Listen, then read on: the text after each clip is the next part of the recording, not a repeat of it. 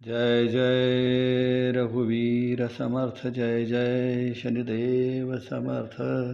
आजचा श्लोक आहे, नको वासना विषयी मृत्यू रूपे, पदार्थी जडे कामना पूर्व पापे, सदा राम निष्काम चिंतित जावा, मना कल्पनादेश तोही नसावा. मागचा श्लोकाचा पुढे कंटिन्युटी आहे. त्याने म्हणते नको वासना विषयी वृत्ती रूपे. परिस्थितीनुसार एखादी गोष्ट स्वीकारणं निराळं, वयानुसार एखादी गोष्ट स्वीकारणं निराळं, किंवा नाईलाजाने एखादी गोष्ट स्वीकारणं निराळं. परंतु स्वभावतःच दोष असणं हे वाईट. परंतु स्वभावतःच दोष असणं वाईट. परिस्थितीच्या रेट्यापुढे कित्येक वेळा माणूस एखादी गोष्ट करतो, गरजेपोटी करतो, दबावापोटी करतो, परंतु माणसामध्ये मुळातच दोष असणं वाईट. विषय वासना किंवा विषय विकार एका ठराविक वयात आल्यानंतर ठराविक गोष्टी घडणं हा निसर्ग आहे. ठराविक वयात आल्यानंतर ठराविक गोष्टी घडणं हा निसर्ग आहे. परंतु त्याला चिकटून राहणं हा दोष आहे. त्याला चिकटून राहणं हा दोष आहे. प्रत्येक वयामध्ये येणाऱ्या काही गोष्टी असतात, अनुभव असतात, आणि ते अनुभव माणूस घेत घेत समृद्ध होत असतो. ते अनुभव घेत घेत माणूस समृद्ध होत असतो. पण त्या अनुभवांशी समृद्ध होता होता एखाद्या विशिष्ट वृत्तीला चिकटून जाणं हे वाईट आहे. विषय आणि वासना तशी वाईटच. तशी वाईट मी का म्हणतो? कारण वासनेतून बाहेर पडणं हे सोपी गोष्ट नाही. मागे सुद्धा मी सांगितलं की वासनेतून बाहेर पडणं ही सोपी गोष्ट नाही. वासनेला नाकारणं ही सोपी गोष्ट नाही. विषयाला नाकारणं ही सोपी गोष्ट नाही. त्याला कारण असं आहे, कारण विषय वासनेतूनच माणसाची निर्मिती आहे. या शरीराची निर्मितीच मुळे विषय वासनेतून आहे. पहिला अनिबा निर्माण होतो तोच मुळे विषय वासनेतून निर्माण होतो, आणि त्याच्यातूनच निर्माण होता होता शरीर निर्माण होतं आणि शरीराचं प्रगटीकरण होतं. ज्याच्यातून माणूस निर्माण होतं त्यालाच नाकारणं हे अतिशय अवघड गोष्ट आहे. रोमारोमात ते वसलेलं आहे, रोमारोमात ते भरलेलं आहे. क्रोध टाळता येईल, लोभ टाळता येईल, मोह टाळता येईल, विषय टाळणं फार अवघड आहे. वासना टाळणं फार अवघड आहे, कारण त्याच्यातूनच त्याची निर्मिती आहे. आणि त्याला नाकारणं जेव्हा जमलं तेव्हा सगळं काही जमलं. स्वतःला नाकारणं हे अतिशय अवघड आहे. ज्यांनी स्वतःला नाकारलं त्यांनी परमेश्वराला स्वीकार म्हणून समजायचं. ज्यांनी स्वतःला नाकारलं त्यांनी परमेश्वराला स्वीकार म्हणून समजायचं. परमेश्वराला स्वीकारण्यासाठी स्वतःला नाकारण्याची जास्त गरज आहे. मी, माझं, अहंकार हा सगळा कशातून निर्माण होतो? हा त्या वासनेतूनच निर्माण होतो. हा त्या विषयातूनच निर्माण होतो. विषय वासना म्हणजे फक्त शारीरिक उपभोग असं आपल्याला वाटतं, असं नाहीये. शारीरिक उपभोग, मानसिक उपभोग, बौद्धिक उपभोग सगळा उपभोगच आहे. हा उपभोगच आहे. कित्येक वेळा माणसाला असं वाटतं की समोरच्यांना आपले बौद्धिक चातुर्य दाखवावं, हा उपभोगच आहे. कित्येक वेळा माणसाला असं वाटतं की माझी मनोबल किती ताकदवार आहे, दाखवावं दुसऱ्यांना. काय गरज नसते पण दाखवायचं वाटतं, हा उपभोगच आहे. प्रदर्शन करणं आणि दुसऱ्यावरती आपली छाप पाडणं हा उपभोग. कोणाला असं वाटेल की शारीरिक दृष्ट्या उपभोग घेतला म्हणजेच फक्त वासना आहे. वासना म्हणजे काय? वासना म्हणजे इच्छा, आणि आत्यंतिक इच्छा. कसली इच्छा? उपभोगण्याची. विषय म्हणजे काय? नुसते पंचविषय आहेत. शब्द, स्पर्श, रूप, रसगंध हे सगळे विषय आहेत. हे विषय आहेत आणि याच्यातूनच माणूस उपभोग घेतो. शब्द, स्पर्श, रूप, रस आणि गंध याच्यातून तर माणूस उपभोग घेतो. हे उपभोग जेव्हा माणूस घेतो तेव्हा त्याला असं वाटतं हे सगळं आपण ताब्यात ठेवावं, हे सगळं आपण मिळवावं, हे सगळ्यावर आपण राज्य करावं, हे सगळं आपल्या हुकमतीत राहावं असं माणसाला वाटतं. आणि तिथंच माणूस अडकतो. त्याला असं वाटतं की मी दुनियाला गुलाम करीन, आणि जेव्हा तो प्रयत्नाला लागतो तेव्हा शेवटी त्याच्यात लक्ष येतं की तोच गुलाम झालाय. तो जगाला गुलाम करायला जातो आणि मग शेवटी त्याला लक्ष येतं की तोच गुलाम झालाय. कारण त्या जगाला गुलाम करण्याची भावना त्याला गुलाम बनवते. त्या भावनेचा तो गुलाम होतो. आणि म्हणून परिस्थिती अशी आहे की जर तुम्हाला गुलाम व्हायचं नसेल तर कुठची गोष्ट आत भिनणार नाहीची काळजी घ्या. आपण व्यवहार करतो, आपण व्यापारात वावरतो, आपण नोकरी करतो, आपण बाकीचे उद्योग करतो, आपण संसार करतो, आपण उपभोग घेतो. हे उपभोग घेतो हे वरचे असावे, तर आत जाऊ देऊ नका. त्याला मनात भिनू देऊ नका, त्याला मनात भिनू देऊ नका. कारण भिनलं की तुम्ही गुलाम झाला म्हणून लक्षात ठेवा. मग त्याच्याशिवाय राहू शकत नाही. ऍडिक्ट व्हायचं नाही. ऍडिक्शन येता कामा नये. ऍडिक्शन आलं की संपलं. ऍडिक्शन शिवाय जे तुम्ही जगू शकाल त्याला स्वातंत्र्य आहे. तुम्ही ठरवलं की मी मला हे हवं आहे आणि मी उपभोगणार आहे, हरकत नाही. पण मी याच्याशिवाय जगू शकत नाही ह्याच्यावर का दुसरा दोष नाही. मी याच्याशिवाय राहू शकत नाही यावर का दुसरा दोष नाही. आणि जेव्हा मी याच्याशिवाय राहू शकत नाही असं लक्षात येतं त्या दिवशी तुमचं स्वातंत्र्य संपलं. स्वातंत्र्य संपलं. हा जन्म नाही, पुढचा आनंद जन्म घेणं भाग आहे तुम्हाला. हा जन्म नाही, पुढचा आनंद जन्म घेणं भाग आहे तुम्हाला. कारण इच्छा संपणार नाही आणि जन्मही संपणार नाही. इच्छा संपणार नाही आणि जन्मही संपणार नाहीत. आणि म्हणून त्यांनी म्हटलं की वृत्तीमध्ये नको यायला. व्यवहारात वागण्यात ठीक आहे, वृत्तीत नको यायला. आत भिनता कामा नये, ते बी आत पडता कामा नये, तर वृक्ष आत येता कामा नये. त्या वासनांचा, इच्छांचा, विषय स्वरूपाचा ही आतमध्ये वृक्ष झाला की तो वृक्ष तुम्हाला फिरायला लावणार त्याच्यामध्ये. आणि म्हणून त्यांनी असं म्हटलं की नको वासना विषय वृत्ती रूपे पदार्थी जडे कामना पूर्व पापे. पदार्थावरती कामना जडते, भावना जडते, माणूस त्यात अडकून पडतो, इच्छेने वासनेने अडकून पडतो. हे कशामुळे पडतो? पूर्व पापामुळे पडतो. पूर्व पाप म्हणजे काय? पूर्व पाप म्हणजे पूर्वीच्या इच्छा. इच्छेने तर पाप होतं. इच्छेने तर पाप होतं. इच्छेने पाप होतं म्हणजे काय? अहो, जन्म मरणाच्या फेऱ्यात अडकणं हेच पाप आहे. माणसाला असं वाटतं पाप म्हणजे काय?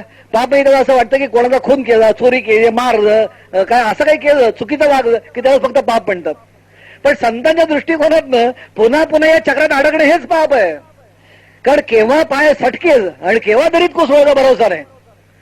जितके जन्म तेवढं कर्म आलं, जितके जन्म आले तेवढं कर्म करणं आलं, आणि कर्मात केव्हा अडकू याचा भरोसा नाही.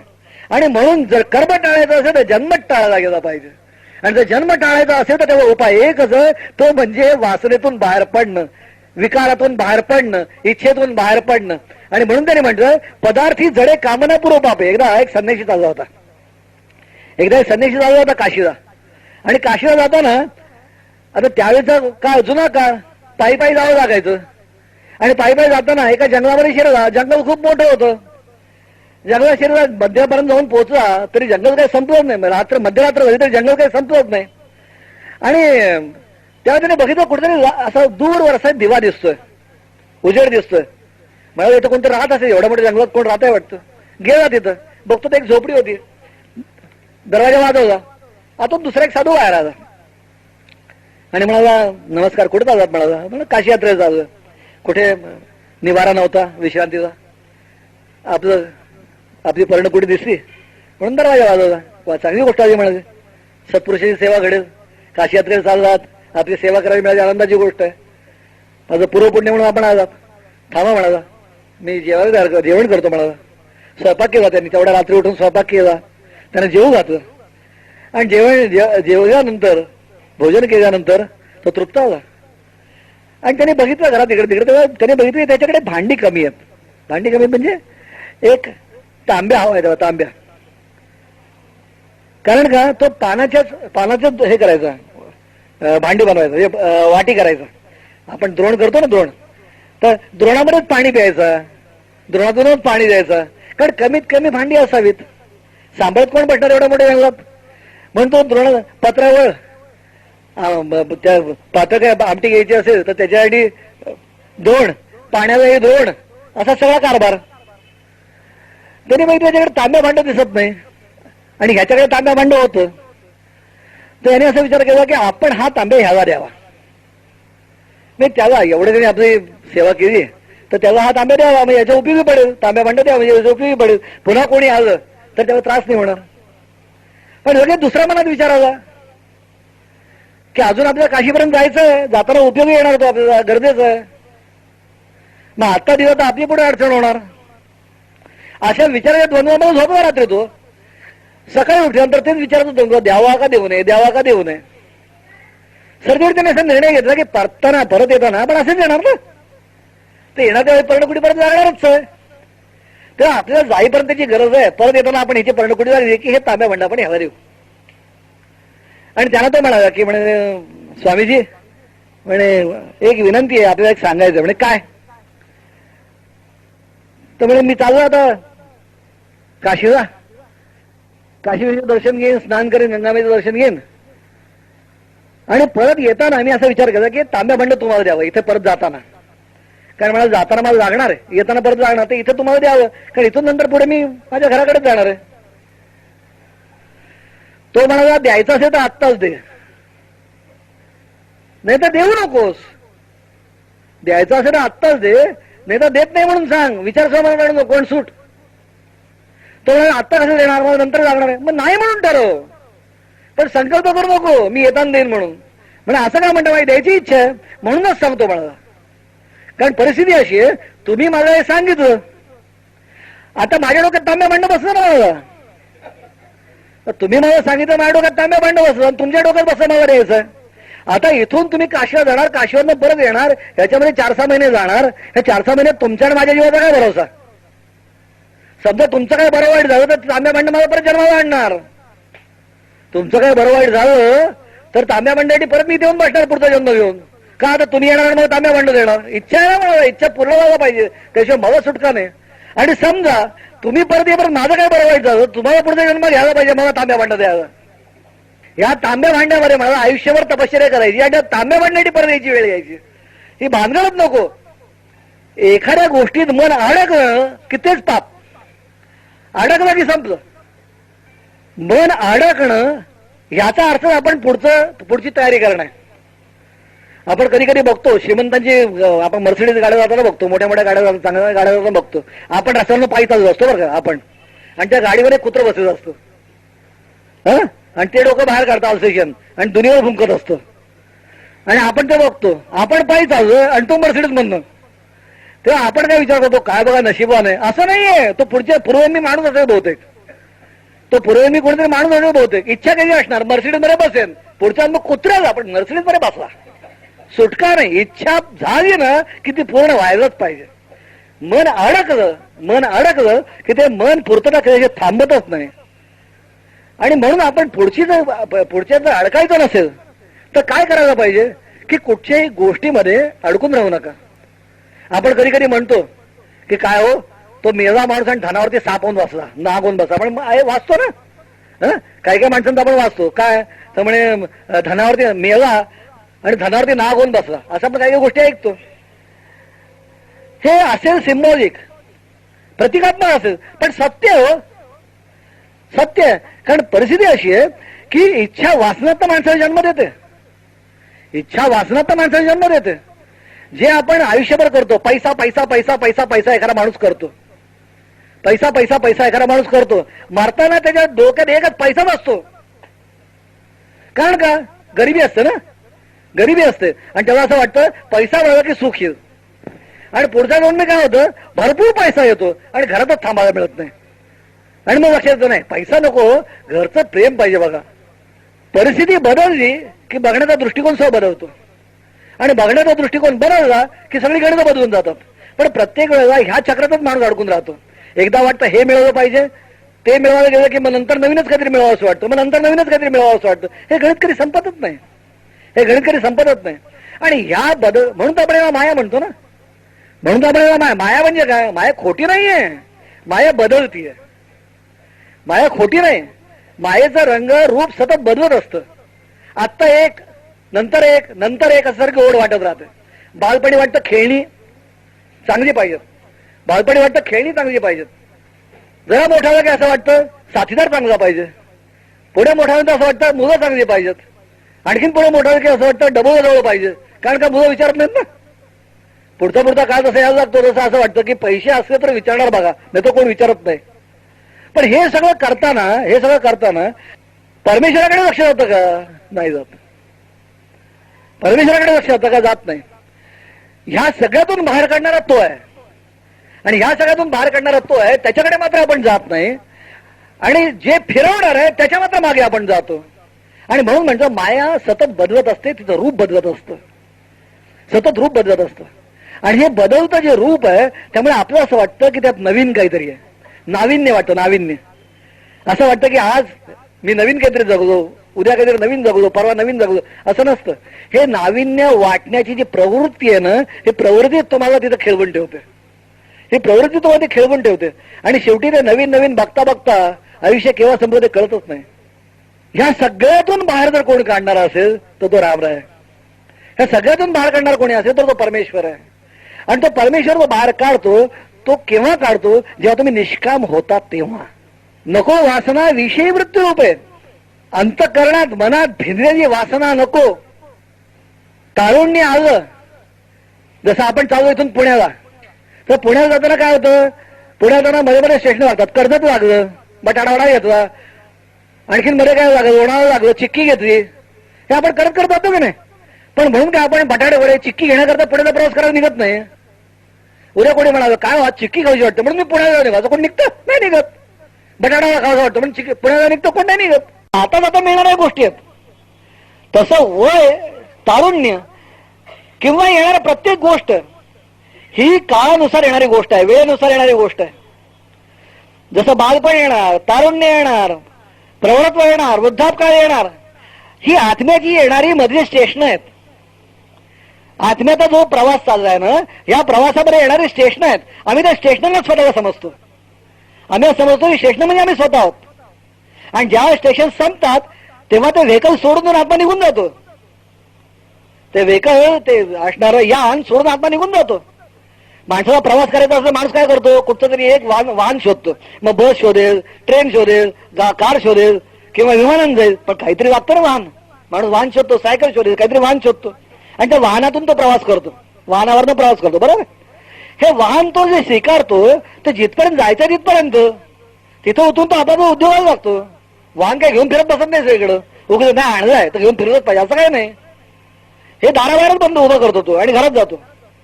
हे जसं वाहनाचं आहे ना तसंही शरीराचं आहे. आत्मा जेव्हा येतो तेव्हा आल्यानंतर ह्या जगात वावरण्यासाठी म्हणून त्याला एक वाहन लागतं. आणि ते जे वाहन लागतं ते वाहन शरीराच्या रूपाने त्याला मिळतं, त्या आत्म्याला फिरण्यासाठी. आणि म्हणून आत्मा हे फिरताना ते वापरतो आणि जसं ते जुनं झालं, वापरून झालं की फेकून देतो. पण आमची परिस्थिती अशी आहे की आम्ही समजतो की ते वाहन म्हणजेच मी आहे, ते वाहन म्हणजेच मी आहे, ते तारुण्य म्हणजेच मी आहे, ते म्हातारपण म्हणजेच मी आहे. हे सगळं मला नवं असं मी समजतो. आणि हे मला नवं असं मी जे समजतो तिथंच घोटाळा निर्माण होतो. इन्व्हॉल्वमेंट वाढते, इन्व्हॉल्वमेंट वाढते. इन्व्हॉल्वमेंट नको, अडकणं नको. न अडकता जे काय आयुष्य जगायचं असेल, उपभोगायचं असेल तर हरकत नाही. पण अडकलं की गणित सुरू झाली. नको वासना विषयी वृत्ती रूपे पदार्थी जळे कामना पूर्वपापे. आणि म्हणूनच पदार्थाबद्दल, पदार्थ म्हणजे बाहेर आपल्या पलीकडे सगळं. पदार्थ म्हणजे कोणाला असं वाटेल की पदार्थ म्हणजे जड गोष्टी, जड गोष्टी. मला एकदा एका गृहस्थाने विचारलं, म्हणे अहो म्हणे दुसऱ्याचा धन, दुसऱ्याची स्त्री, दुसऱ्याची काय संपत्ती याच्यावरती दृष्टी ठेवणं वाईट नाही का हो, अधर्म आहे. मी त्याला म्हटलं दुसऱ्याचीच काय, आपल्या पलीकडे कशावर दृष्टी ठेवणं अधर्मच आहे.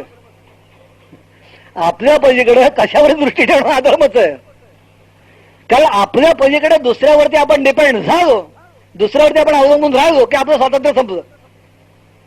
आपल्या पलीकडे आपण दुसऱ्यावरती अवलंबलं, दुसऱ्यावरती अवलंबून राहायला लागलो की आपलं स्वातंत्र्य संपलं, आपले स्वतःचे विचार संपले, आपले स्वतःचे निर्णय थांबले. मग आपल्याला त्याला गणितात धरूनच वागलं पाहिजे, आपल्याला त्याला गणितात धरूनच वागलं पाहिजे. आणि स्वतःवरती स्थिर होणं, स्वतःवरती स्थिर होणं, स्वयंपूर्ण बनणं, स्वतःच्या विचारांनी चालणं आणि चालत असताना आत्म्याच्या उन्नतीचा विचार करून चालणं. बरं, ह्याची अध्यात्माला जास्त गरज आहे, ह्याची अध्यात्माला जास्त गरज आहे. आणि म्हणून ते म्हणतो नको वासना विषय वृत्ती रूपे. म्हणून म्हणतो पदार्थी म्हणल्यानंतर कोणाला असेल असं वाटेल की फक्त पैसा, सत्ता, संपत्ती असं नाही, असं नाहीये. त्यांनी हे ओळखलं पाहिजे की अवतीभोवतीचं जड आहेच, पदार्थ आहे, जड आहेच. पण ज्या शरीरावर मी प्रेम करतो ना ते पण जडच आहे. कारण ज्या दिवशी याचं चैतन्य उठतं ना त्या दिवशी हे सुद्धा जड संपून जातं. जडापासून जे जे बनतं ते नष्ट होण्यासाठी बनतं. जडापासून जे जे निर्माण होतं ते नष्ट होण्यासाठीच निर्माण होतं. आणि त्यामुळे जे नाशिवंत आहे त्याच्याकडे, त्याच्यात न अडकता जे अविनाशी तत्व आहे त्याच्याशी एकरूप होणं, त्याला आत्मसात करणं आणि त्याच्यातून स्वातंत्र्य मिळवणं हे सगळ्यात महत्वाचं आहे. आणि म्हणून त्यांनी सांगितलं नको वासना विषयी वृत्ती रूपे पदार्थी जळे कामना पूर्व पापे सदा राम निष्काम चिंतित जावा. जो कामना रहित असणारा राम आहे, सदा राम निष्काम चिंतित जावा. जो कामनारहित असणारा राम, तो कामनारहित राहून चिंतावा. रामही निष्काम आहे, त्याला कुठे काम आहे, तो कामामध्ये अडकणारा नाही, तो निष्काम आहे. आणि तो निष्काम आहे, त्याचं चिंतन करून आपणही निष्काम व्हावं. कारण निष्काम जर झालो, कामनारहित जर झालो, तर आपण योग्य प्रकारे जीवनाकडे बघू शकू.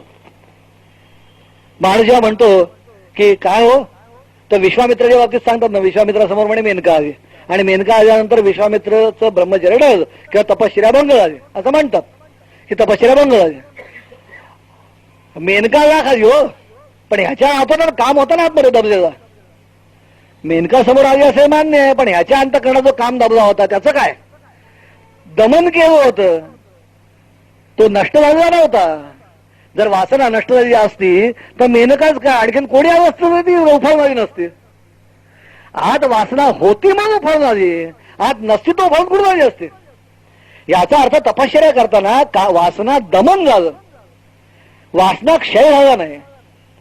क्षय होण्याची गरज आहे, वासना क्षय होण्याची गरज आहे. दमन जेवढं करावं तेवढं तो उफाळून वर येणार, दमन जेवढं करावं तेवढं उफाळून वर येणार. आणि वासना क्षय करण्याची ताकद ही फक्त परमेश्वरामध्ये, फक्त रामरायांमध्ये. फक्त रामरायांमध्ये मी का म्हणतो, समर्थाने रामरायांचं नाव घेतलं. पण लक्षात ठेवा, आपण जेव्हा परमेश्वराची उपासना करतो, आपण जेव्हा परमेश्वराची उपासना करतो, कुठच्याही रूपाची उपासना करतो, तेव्हा आपण शारीरिक स्तरावरनं वर येतो, शारीरिक स्तरावरनं वर येतो.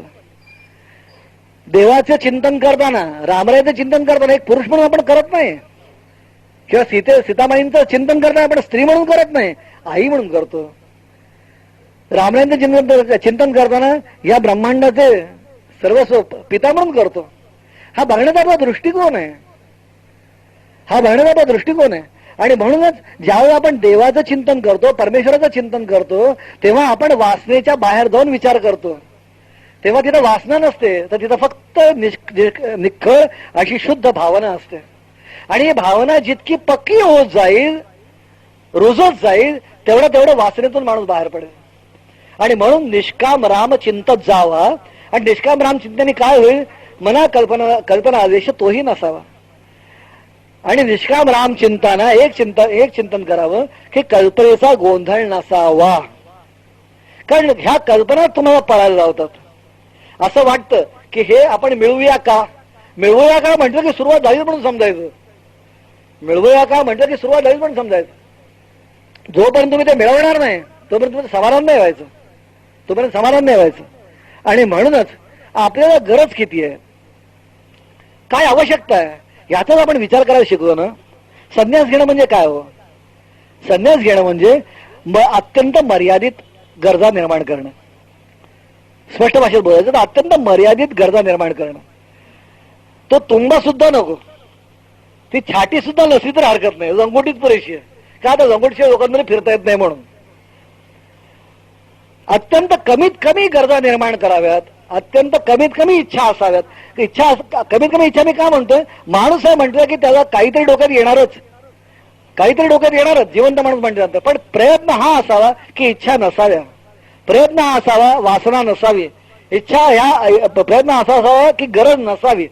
जेवढ्या गरजा तुम्ही कमी कराल, जेवढ्या वासना तुम्ही कमी कराल, जेवढ्या इच्छा तुम्ही कमी कराल, तेवढं तुम्ही स्वतंत्र व्हाल. समर्थाने ते केलं. समर्थाने भिक्षेची जी पद्धत सुरू केली ना, त्याला कारण ते मागे मी एकदा बोललो होतो की समर्थाने भिक्षेची पद्धत का सुरू केली, की मोठं काम करायचं म्हटलं की नेहमी लोकांना सवय काय, नगर शेठनी मदत करायला पाहिजे, राजाने मदत करायला पाहिजे, श्रीमंत कोणतरी पाठीशी उभा राहायला पाहिजे, आणि मग तो म्हणणार मी पैसे देतो तुम्ही करा, आणि मग लोकांनी करायचं आणि त्याची वाहवा करायची. आपण करतो कोणाकरता, देवा करता, आपण करतो कोणाकरता, समाजाकरता, त्याची वाहवा करता का संबंध. पण होते माणूस गुलाम बनतो, वृत्तीने गुलाम बनतो. पण झोळी अशी आहे ना की जो काही देईल, मूठ पसा जे देईल, त्याच्यावरती प्रचंड काम उभं राहतं, म्हणजे आपण उत्तरदायी कोणाचे राहतो, समाजाचे राहतो. हा सगळा जो पसरलेला समाजानं, ह्या समाजाचे आपण उत्तरदायी राहतो. ह्या समाजाच्या भलाईचा विचार करण्याची आपली जबाबदार राहते. आपण कोणा एखादे बांधीव राहत नाही, कोणाचे गुलाम बनत नाही, तर आपण साऱ्या समाजाचे गुलाम बनतो, समाजाचे भलं चिंतो. एका कोणी श्रीमंताची चाकरी करणं हे निराळ, आणि समाजाची सेवा करणं निराळ. तेव्हा साऱ्या समाजाला आपल्याबरोबर घेऊन जायचं आहे असा जेव्हा विचार करायचा असेल तेव्हा स्वतंत्र विचार करता आला पाहिजे. तर स्वतंत्र विचार करता आला पाहिजे. तो कोणाचा गुलाम असता कामा नये. आणि तो कोणाचा गुलाम असता कामा नये म्हणून तो उत्तरदायी समाजाला असला पाहिजे. तो उत्तरदायी समाजाला असला पाहिजे. आणि म्हणून समर्थांनी जी पद्धत सुरू केली भिक्षेची ती तेवढ्यासाठी सुरू केली की तुम्ही घराघरात जा, भिक्षा करा. पण घराघरात जा, भिक्षा करा. त्याच्यामध्ये काय होईल, समाज तुम्ही पाहाल, समाजाला समजून घ्याल. आणि समजून घेता घेता समाजाची इच्छा तुम्ही जाणून घ्याल, समाजाची संकल्पना तुम्हाला कळेल, तुम्हाला समाजाची नाडी बरोबर कळेल. आणि त्याचा परिणाम असा होईल की तुम्ही जो निर्णय घ्याल तो समाज हिताचा निर्णय असेल, तो गुलामीचा निर्णय नसेल. तो गुलामीचा निर्णय नसेल. हा दृष्टिकोनाच्या मागे आहे. ते म्हणतात की वासना नको, विषय वासना नको, कुठच्याही जडाबरोबर संबंध नको, अडकणं नको. आणि निष्काम राम चिंतताना कुठच्याही कल्पनांचा गोंधळ नको. राम सुद्धा कल्पनेत अडकणारा नाही. कल्पना कशाला म्हणायचं? कल्पना हा मायेचा विस्तार आहे. कल्पना हा मायेचा विस्तार आहे. आणि जो कल्पनेतून जागा झाला तो झोपेतून जागा झाला. कल्पना मायेचा विस्तार म्हणजे माणूस ठरवतो आता मी हे मिळवणार आहे बरं का, आणि मग तो धडपड धडपड धडपड सुरू करतो. म्हणून त्या धर्मराजाला विचारलं, मी नेहमी ती गोष्ट सांगतो लोकांना. धर्मराजाला एकाने विचारलं, त्या यक्षाने विचारलं की जगातलं सगळ्यात मोठं आश्चर्य काय? धर्मराज म्हणाले की आपल्या अवतीभोवती निरनिळ्या वयाची आबालवृद्ध स्त्री पुरुषांना मरत असताना बघून प्रत्येक स्वतःला अमर समजतो आणि पुढच्या 5-25 वर्षाची तयारी करतो, प्लॅनिंग करतो पुढच्या 25 वर्षाचं. आपल्या अवतीभोवती निरनिळ्या वयाचे आबालवृद्ध लोक मरताना बघून सुद्धा स्वतःला अमर समजून पुढच्या 25 वर्षाची माणूस तयारी करतो. हे जगाचं सगळ्यात मोठं आश्चर्य आहे की त्याला खात्री आहे की पुढच्या 25 वर्षात मी मरणार नाही, याची खात्री आहे. परिस्थिती अशी की ज्याला कोणाला ह्याच्यातून मोकळं व्हायचं असेल त्यांनी लक्षात ठेवलं पाहिजे की कल्पनेचा विस्तार नको. आपण आज जे काही करतो आहोत हे असंच आपल्याला रोल मिळाला ना, म्हणून मी नेहमी म्हणतो जरा आपल्या राजाचा रोल मिळाला की नाही स्टेजवरती, आपण राजा म्हणून काम करायचं. पण राजा म्हणून काम करणारा जो स्टेजवर असतो तर आज पूर्णपणे जाणीव असते की हे स्टेजवरचं काम आहे, मी हा राजा नाही. कधी कधी कंपनीचा मालक गुलामाचं काम करतो स्टेजवरती. कधी कधी कंपनीचा मालक गुलामाचं काम करतो आणि कंपनीचा नोकर राजाचं काम करतो. पण तो जेव्हा स्टेजवर येतो तेव्हा त्याला आतमध्ये माहीत असतं मी राजा नाही. आणि तो गुलाम माझा जो काम करत असतो माहित असतं मी गुलाम नाही. पण त्याचा रोल गुलामाचा आहे म्हणून त्याला तो करावा लागतो. राजाचा रोल आहे म्हणून राजाचा करावा लागतो. तर तुम्ही जे काही जगता आहात ना, हा परमेश्वराने तुम्हाला दिला रोल आहे की हे असं तुम्ही जगायचं आहे, हे तुम्हाला दिलं आहे, या पद्धतीने जगायचं आहे. मला एकदा एक रोज मी चर्चगेटवरनं निघालो आणि मी टॅक्सी निघालो होतो. माझ्यावर एक अधिकारी ग्रस्त होते. अधिकारी म्हणजे अध्यात्माचे नव्हे, शासकीय अधिकारी होते. क्लास 1 ऑफिसर होता माझ्यावर एक. आणि मी टॅक्सीत निघालो होतो चर्चगेटवरनं माझ्या घराकडं. आणि महालक्ष्मीच्या त्या सर्कलपाशी आम्ही आलो. आल्यानंतर टॅक्सी थांबली. तिथं भिकारी असतातच. एका बाईनी भिकारी नव्हती, तिने आत हातमध्ये केला आणि माझी कुछ दो. भीक मागणारी माणसं सुद्धा आधी जोरात मागतात बरं का, नम्रचा काही संबंध देत नाही. तर कुछ दो म्हणतो आम्ही त्यांना नमस्कार केला, सांगितलं नाही. आणि त्याच वेळेला ती पलीकडे भीक मागणार का बाईला विचारते कल का हिसाब हुआ क्या? तो हा कम था कितना 1100. तर माझ्या बरोबर बसला तो अधिकारी ऑफिसर मला म्हणतो जुई साहेब, मला काय हो, मी म्हणाला क्लास 1 ऑफिसर, मला म्हणा फक्त 17,000 रुपये पगार हो, 18,000 रुपये पगार. आणि ही बाई भीक मागते आणि महिन्याकाठी 25-30 रुपये कमवते हो. काय एवढं शिकून उपयोग झाला? मी शांतपणे त्याला म्हटलं, रागावलं नसलं तर एक सांगू. ते म्हणजे काय, उद्या राजीनामा द्या तुम्ही येऊन उभे राहा. तुम्हाला कोणी अडवलं? ते मागतात आणखी एक 5वा 6वा 7वा, तर तुम्हाला कुठे अडवलं? तुम्ही येऊन उभे राहा. अहो काय सांगता म्हणे तुम्ही?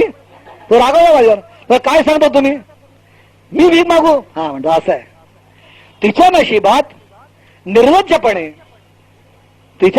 निर्लज्जपणे मानहानी आणि अपमान सहन करून 30,000 रुपये देतात.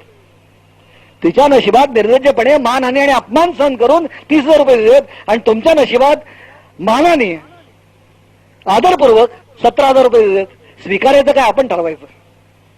तर ज्याचा प्रत्येकाचा रोग आहे तो तसा का वागतो, कारण त्याच्या नशिबात तेच लिहिलं आहे. तो तसाच वागणार, त्याचा पूर्वसंचित तेच आहे आणि तसाच तो वागणार. एकदा चोरी केली तरी माणूस परत दुसऱ्यांदा चोरी का करतो, तिसऱ्यांदा चोरी का करतो, चौथ्यांदा चोरी का करतो, परत तुरुंगात जातो बरं का, तरी परत चोरी करतो. आपण असं म्हणतो एकदा तरी शाणा व्हावं ना माणसाने, होणार नाही, कारण त्याचं सुकृतच ते, तो काय करणार, संचितच ते. आणि ज्या दिवशी एक दिवशी असं होतं सहज कोणतरी त्याला म्हणतं अरे काय असा वागतो तू, आणि तो म्हणतो माझं मन बरोबर आजपर्यंत चोरी नाही करणार. ह्याचा अर्थ असा आहे त्याचं ते संचित संपलं. कारण कोणी होईल पण संचित संपलं. ते जे त्याचं पाप होतं संपलं. आता पुण्याचे दिवस सुरू झाले, सत्कृत्याचे दिवस सुरू झाले. ते शेवटी तुम्ही जे जमवाल ना, तुम्ही जे जमवाल तुमच्या भोवती ते तुम्हाला मिळणार आहे. आपण विचारांचा कितीतरी कचरा गोळा करतो. विचारांचा कचराच म्हटला पाहिजे हो. आपण कितीतरी इच्छा वासना रोज करतो.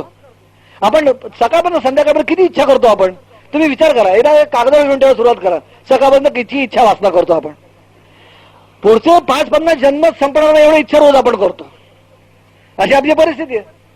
आणि ह्या इच्छा आणि वासना ज्या आहेत ह्याच आपल्या घराघरात फिरायला लावतात. त्यातनं जर मोकळं व्हायचं असेल तर निरीच्छ होणं, निर्वासनामय होणं. निरीच्छ होणं, निर्वासनामय होणं म्हणजे सगळं वाऱ्यावर सोडून जाणं नाहीये, न अडकणं, त्यात न अडकणं. रामकृष्ण परमहंसांना एकदा ईश्वरचंद्र विद्यासागर म्हणाले की तुम्ही नेहमी सांगता की सगळं करा पण अडकू नका बरं का, सगळं करा पण अडकू नका बरं का. हे कसं शक्य हो, सगळं करा पण अडकू नका बरं का, हे कसं शक्य. म्हणून अडकणारच की.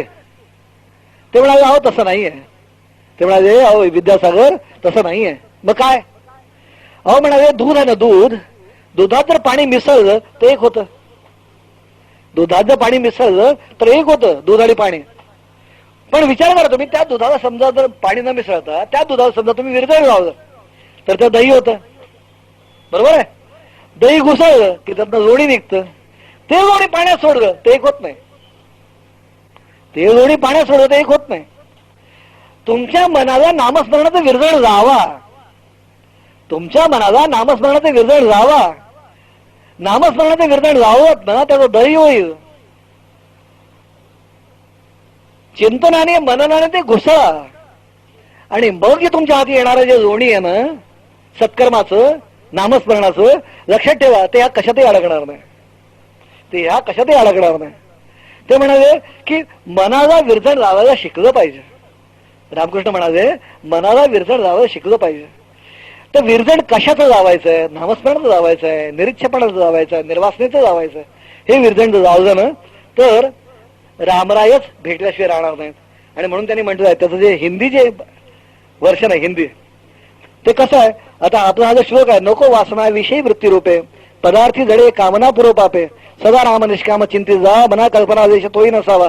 त्याचं हिंदी जे वर्षन आहे ते काय, नाही वासना विषय विचारा, नाही वासना विषय विचारा पूर्व पापसे काम विकारा. विषय रहित जब राम पुकारा, विषय रहित जब राम पुकारा, राम प्रकट छुट अन्य पसारा, राम प्रकट छुट अन्य पसारा. जय जय.